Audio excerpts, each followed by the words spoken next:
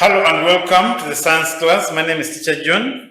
I'm going to take you through Science Primary 7, Term 2, a topic called the excretory system. In our previous lesson, we looked at examples of excretory organs, and we mentioned the skin, the lungs, the liver, and the kidneys. And we looked at the skin, parts of the human skin. We say the skin is made up of two main layers, the epidermis and the dermis. The epidermis being the outermost layer and the dermis being the inner layer. Now, today we are going to look at functions of the human skin. How is the human skin important to people? One, the human skin removes sweat from the body.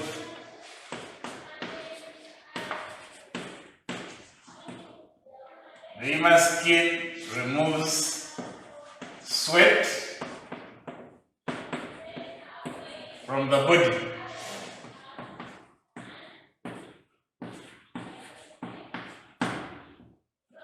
The human skin removes sweat from the body. Then it stores fats that keep the body warm. It stores fats that keep the body warm.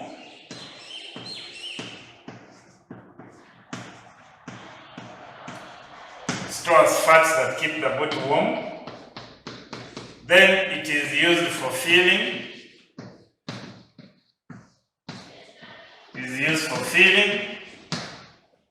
Number 4, it regulates body temperature. It regulates body temperature. It regulates body temperature. It is used for feeling. Then it helps in making vitamin D, and it protects the body from mechanical injuries. It also prevents germs from entering the body. It prevents germs from entering the body. Prevents germs from entering the body. Prevents germs from entering the body. Number 6, it waterproofs. It protects the body from mechanical injury. It protects the body from mechanical injury. From mechanical injury. It protects the body from mechanical injury. Then it helps in making vitamin D. It helps in making vitamin D. Helps in making vitamin D. So this is how the human skin is important. It removes sweat from the body, or it excretes sweat. It stores fats that keep the body warm. It is used for feeling. It regulates body temperature. It prevents germs from entering the body. Then it protects the body from mechanical injury. Then lastly, the skin helps in making vitamin D. The skin helps in making vitamin D. So we've said the human skin helps to regulate body temperature. How does it regulate body temperature? Let's look at how the skin regulates body temperature during hot days. How does the skin regulate body temperature during hot days?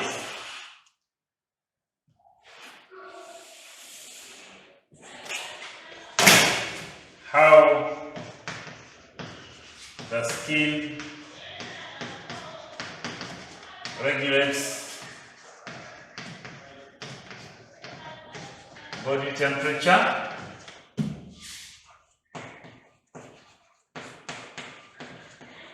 How the skin regulates body temperature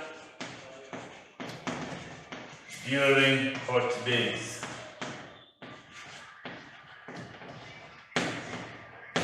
How the skin regulates body temperature during hot days.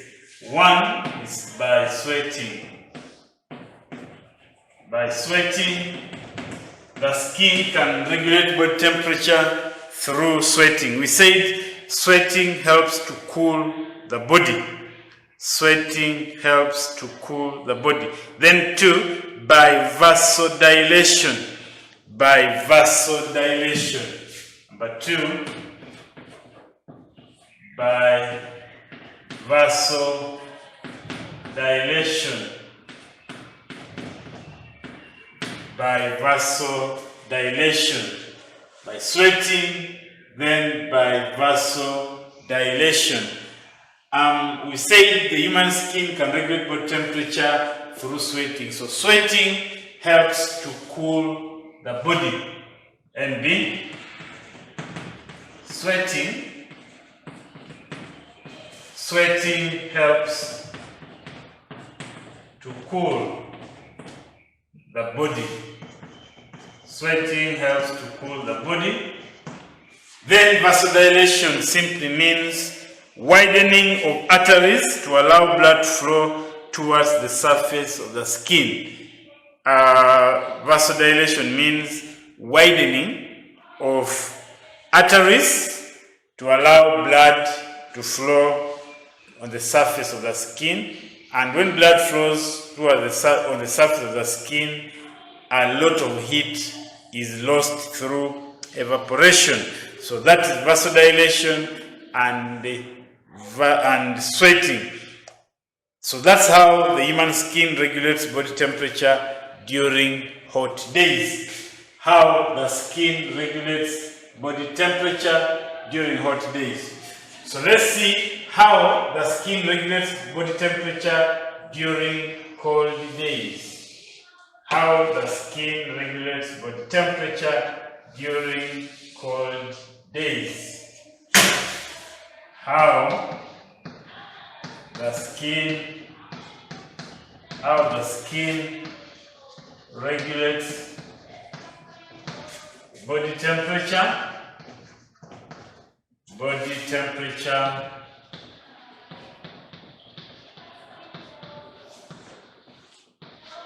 during cold days.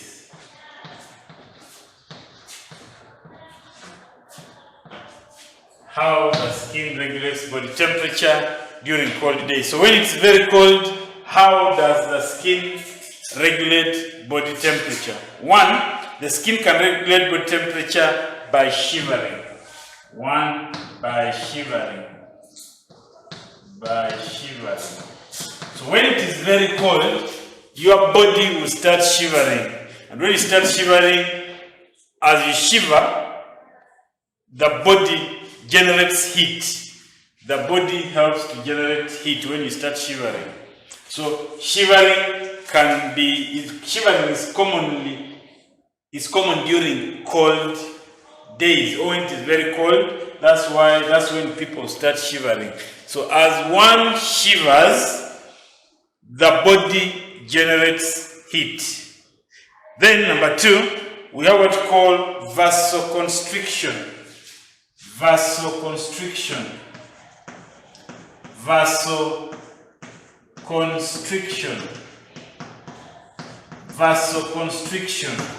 Now, vasoconstriction, this simply means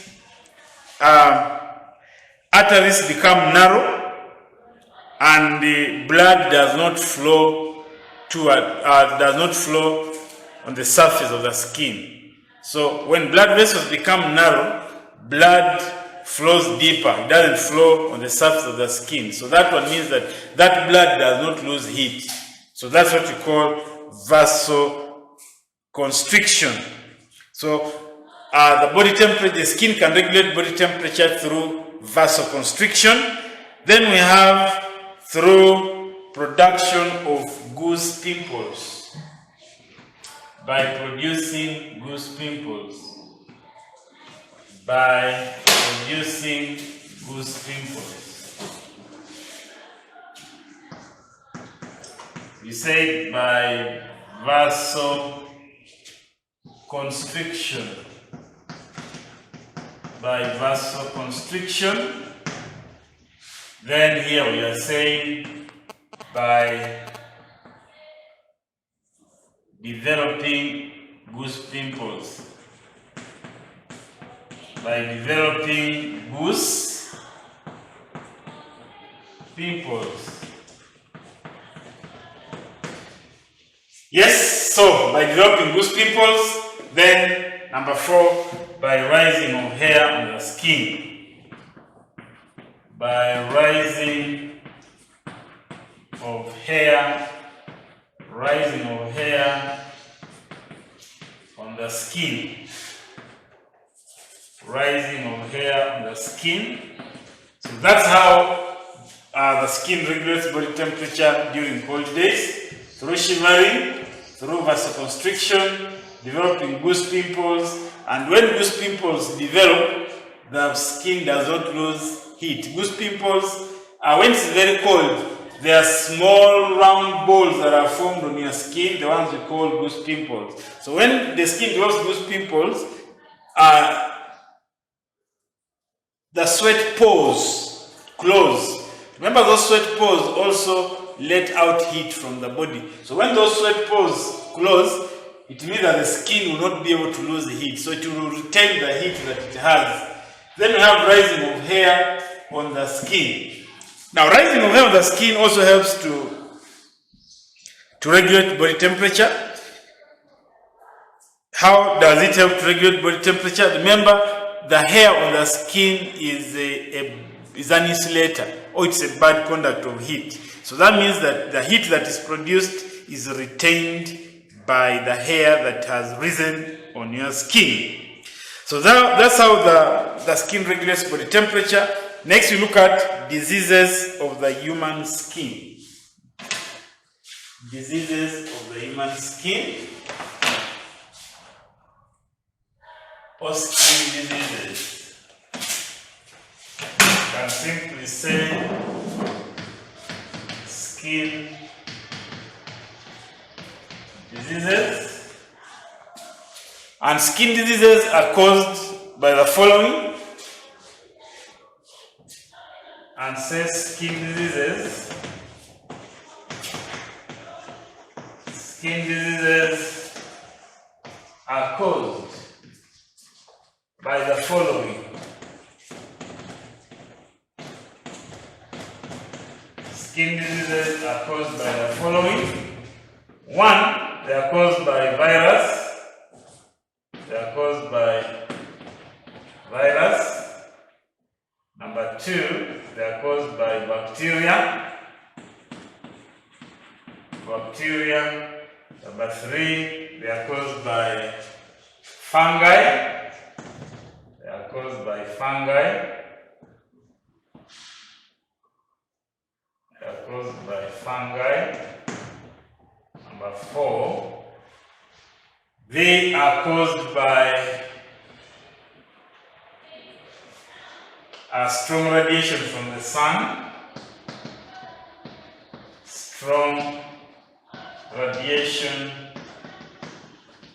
from the sun. Strong radiation from the sun. So these are some of the causes of diseases, of skin diseases. Causes of skin diseases. 1, there are some skin diseases which are caused by virus, others are caused by bacteria, others are caused by fungi. Then there is one which is caused by strong radiation from the sun, and that is skin cancer. That is skin cancer.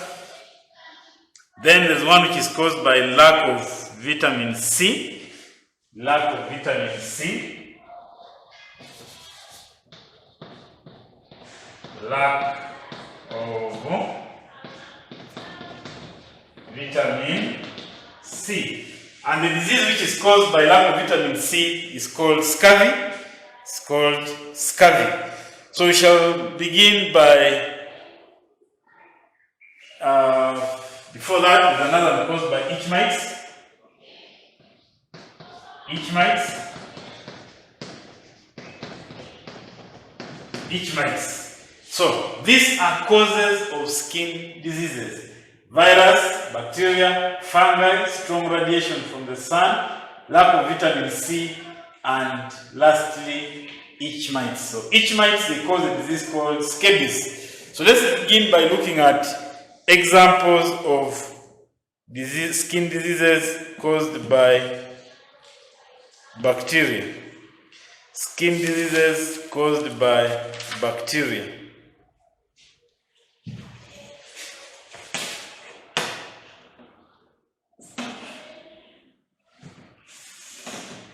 Skin diseases caused by bacteria.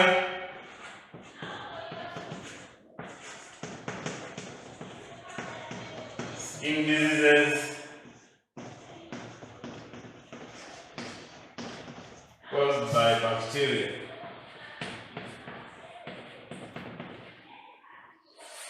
Skin disease caused by bacteria. One, we have what you call leprosy. Leprosy. Number two, we have a disease called impetigo. Impetigo. So impetigo is caused by bacteria. There's another one called boils. Boils. Boils is caused by bacteria. So we say boils, impetigo, and leprosy. Those ones are caused by bacteria. Then we look at skin diseases caused by virus.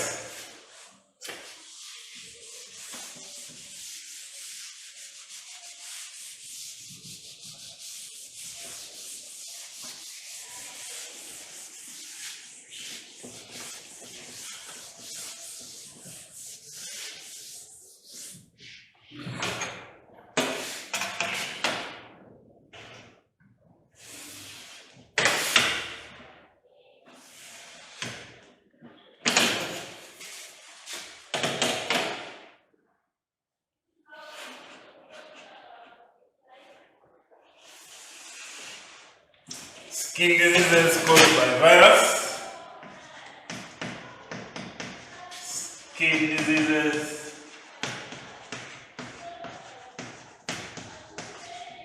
caused by virus.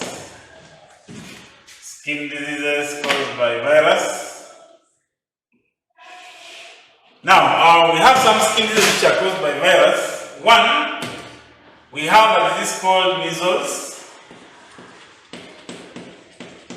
Number two, we have German measles. German measles, also known as rubella. Rubella or German measles. Then lastly, we have chicken pox. Chicken pox.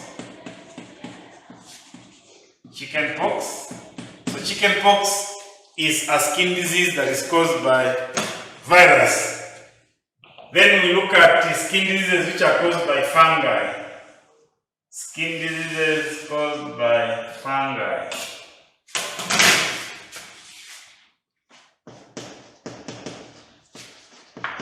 Skin diseases caused by fungi.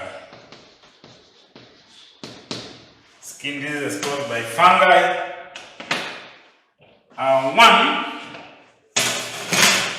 we have a skin disease caused by fungi called athlete's foot. Athlete's foot. And maybe there'll be itch.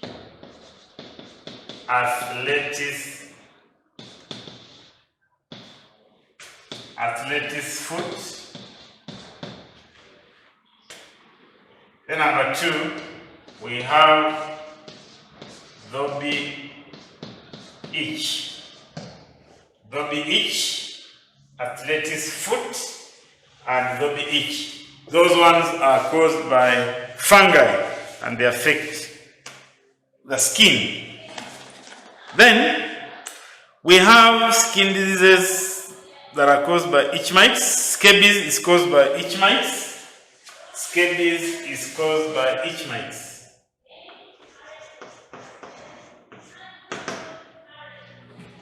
Something you need to note.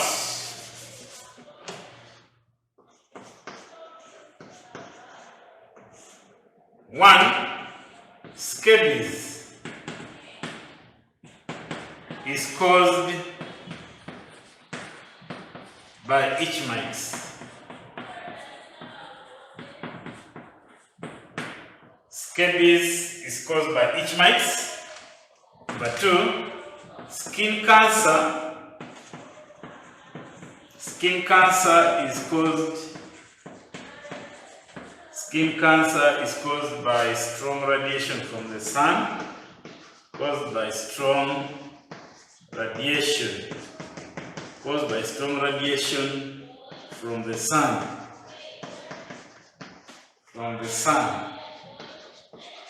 Strong radiation from the sun. Then scurvy is caused by lack of vitamin C. Scurvy is caused by lack. Scurvy is caused by lack of vitamin C.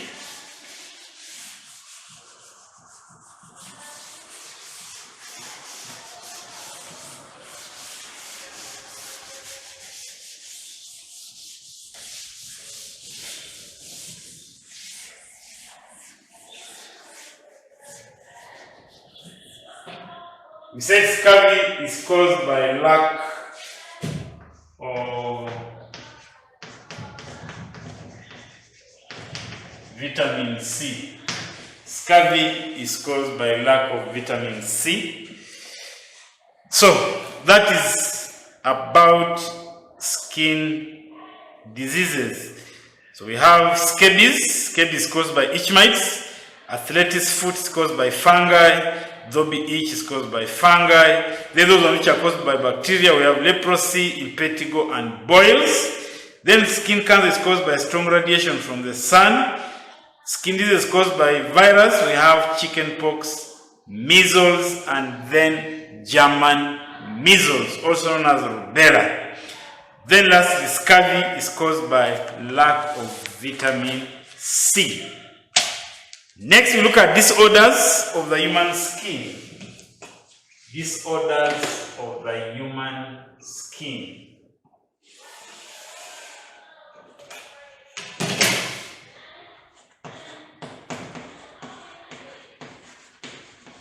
Disorders of the human skin. Disorders of the human skin. Disorders of the human skin. One, we have what we call albinism. Albinism is the disorder of the human skin. And albinism is a condition of the skin whereby one lacks an element in the skin called the melanin. When you lack melanin, you get a condition called albinism. Then the person is called an albino. Then we have keloids. Keloids.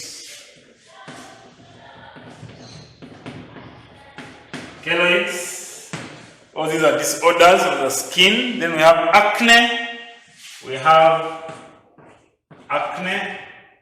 Acne is a disorder of the skin. Then we have scars. Then number 5, we have vitiligo and then corns. Vitiligo. Then number 6, we have corns. Corns. These are disorders of the human skin: albinism, keloids, acne, scars, vitiligo, and then corns. How do we care for the human skin? How to care for the human skin? How to care for the human skin? How to care for the human skin? How to care for the human skin? How can we care for the human skin? 1, by bathing every day. By bathing daily. Bathing daily. By bathing daily. Number 2, smearing the skin with Vaseline. By smearing the skin with Vaseline. Smearing the skin with Vaseline. Number 3, you can care for the skin by 1, avoid sharing clothes with infected people. Avoid sharing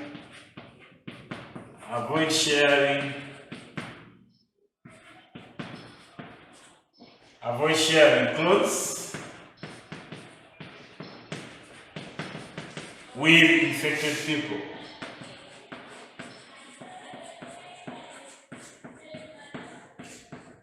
Avoid sharing clothes with infected people. So it's not good to share clothes, even sharing socks, underpants. All those are not supposed to be shared. Then washing and ironing clothes before wearing them. Washing and ironing clothes. Washing and ironing clothes before wearing them. Before wearing them. Washing and ironing clothes before wearing them. So before you wear your clothes, you're supposed to wash and iron them so that you don't get diseases like scabies. That one can help to control some diseases like scabies.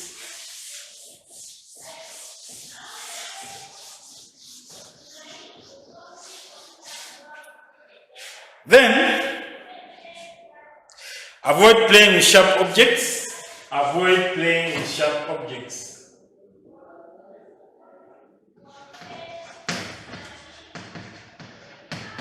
Avoid playing with sharp. Avoid playing with sharp objects. Avoid playing with sharp objects. Then we can also say by doing daily physical exercises. Doing daily physical exercises.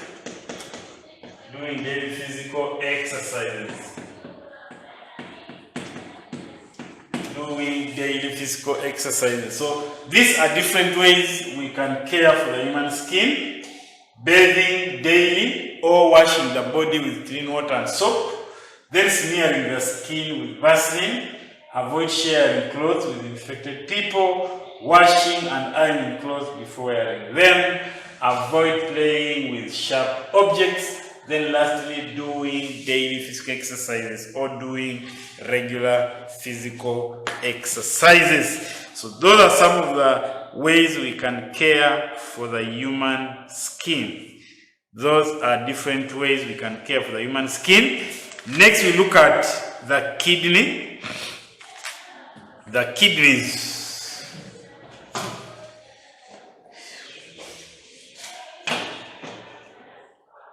Look at the kidneys.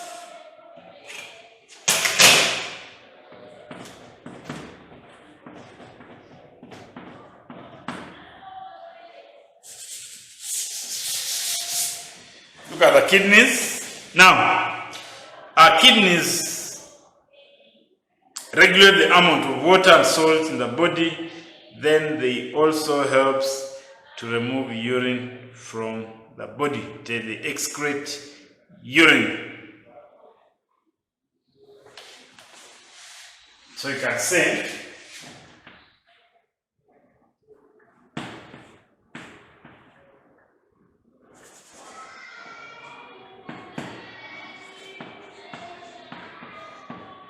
kidneys filter blood. Number 2, kidneys remove nitrogenous compounds. Kidneys remove nitrogenous compounds.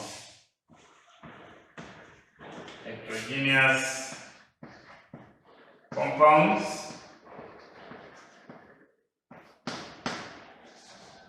E.g., we have uric acid,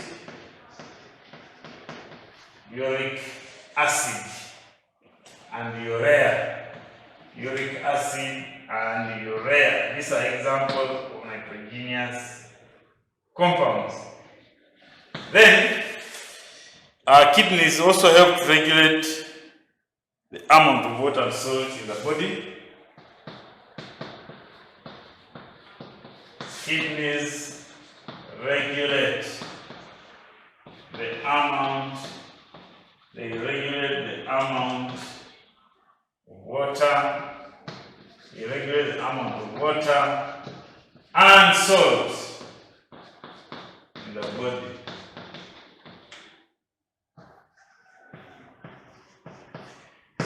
Kidneys regulate the amount of water and salt in the body.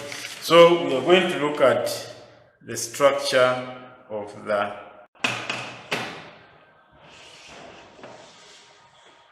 So we are going to name parts of the human kidney. We shall begin by looking at this. This part is called cortex.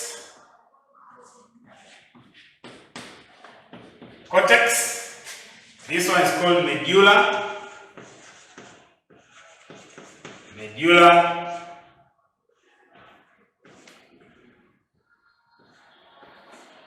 Cortex, medulla. This one is called renal artery.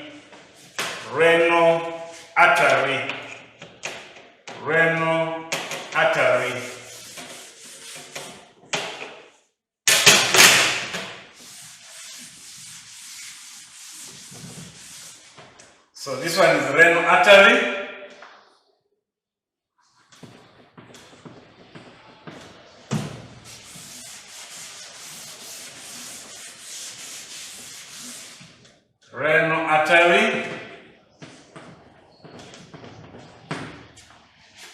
Number 2, this one is renal vein.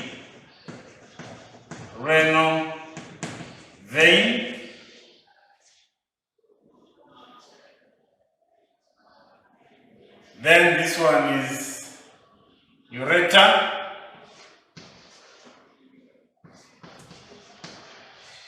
Urinary bladder.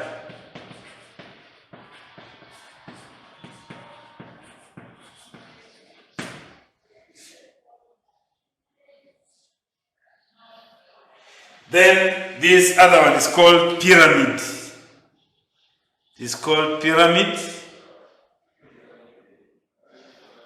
And then pelvis. So this one is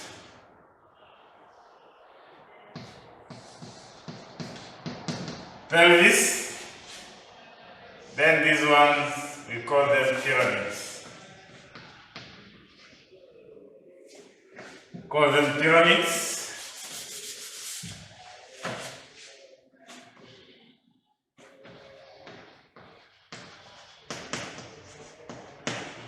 Pyramids. So this one is cortex. These sharp ones are called pyramids.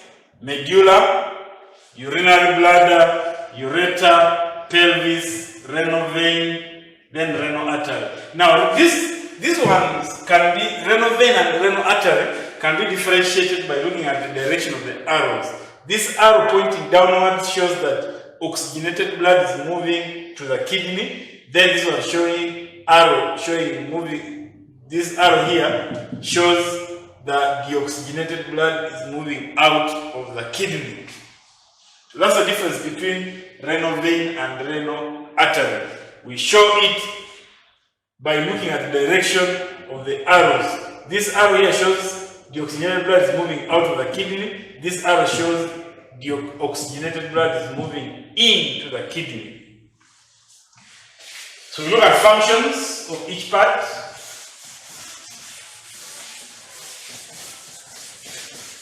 Functions of each part.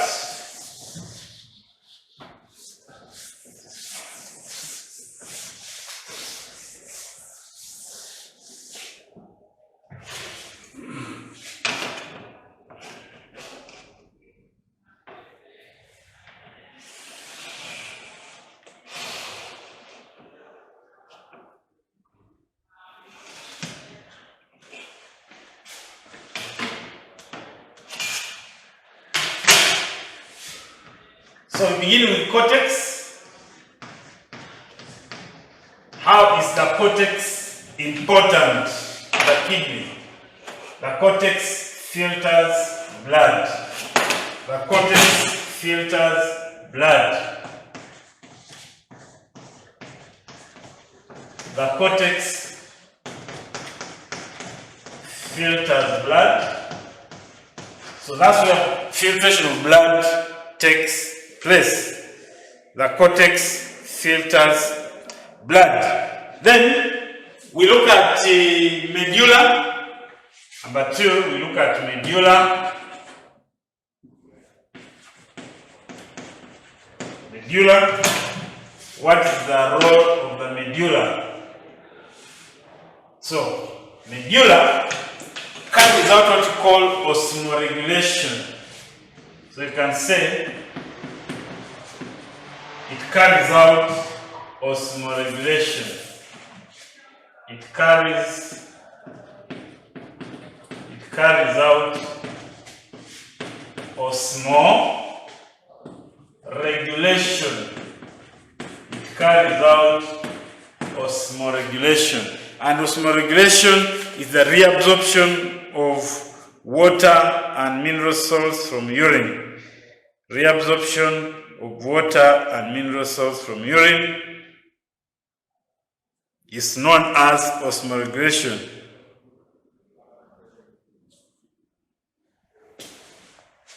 So we shall say NB. Osmoregulation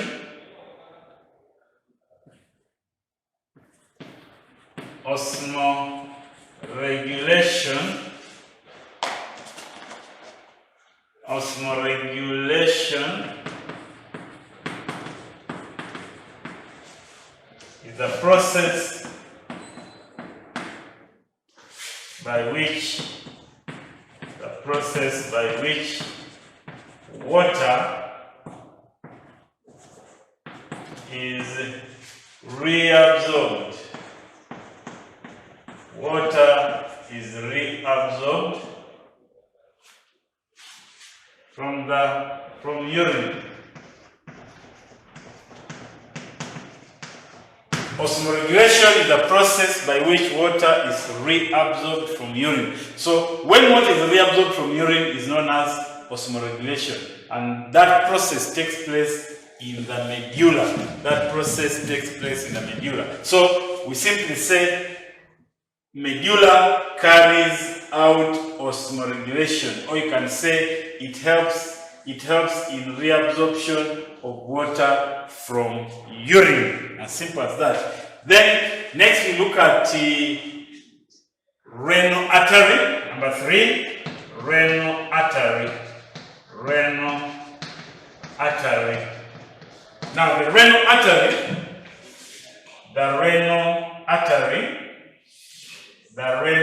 artery transports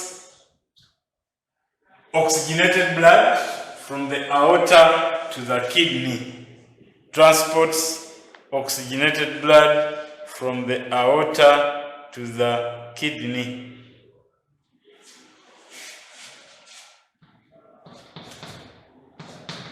It transports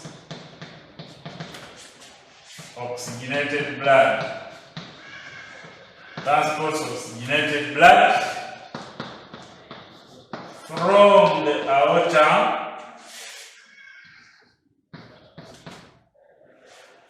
aorta to the kidney. From the aorta to the kidney.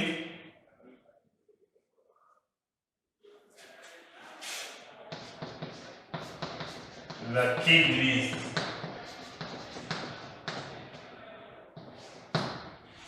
It transports oxygenated blood from the aorta to the kidney. Then number 4, we have renal vein. Renal vein. So renal vein transports the oxygenated blood from the kidney to the vena cava. It transports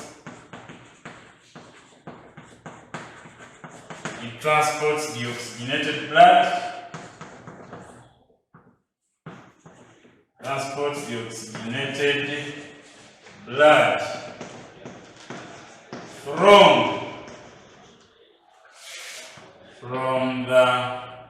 transports the oxygenated blood from the kidneys,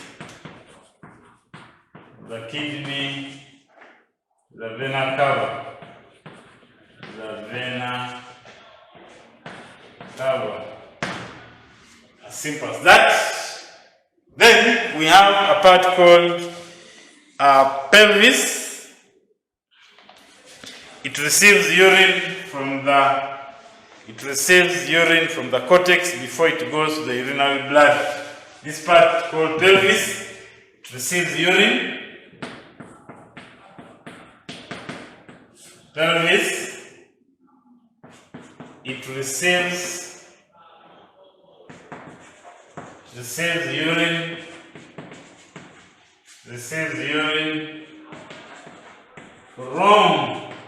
from the cortex to the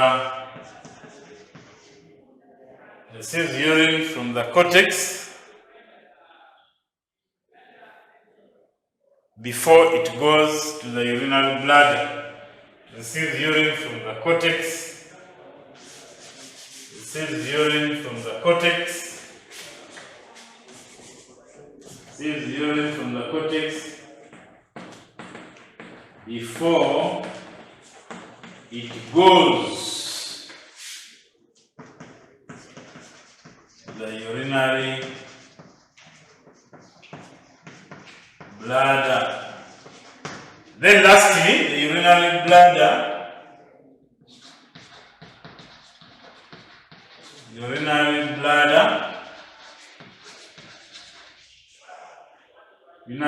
stores urine. Urinary bladder stores urine before it is passed out of the body. Stores urine